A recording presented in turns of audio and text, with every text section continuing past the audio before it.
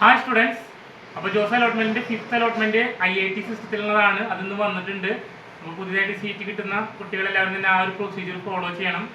NIT സിസ്റ്റത്തിൽ admission കിട്ടിയിട്ടുള്ള കുട്ടികൾക്ക് സീറ്റ് വിഡ്രോ ചെയ്യണമെന്നുള്ളവർക്ക് വിഡ്രോ ചെയ്യാനും, അതല്ലെങ്കിൽ ബാക്കി കണ്ടിന്യൂ ചെയ്യുന്ന കുട്ടികൾ പാർഷ്യൽ അഡ്മിഷൻ ഫീസ്, അതായത് മുമ്പ് അടച്ച ഫീസിൽ നിന്ന് ബാക്കിയുള്ള ഫീസ് ഓൺലൈനിലായിട്ട് സബ്മിറ്റ് ചെയ്യേണ്ട ഡേറ്റ് വന്നിട്ടുണ്ട്.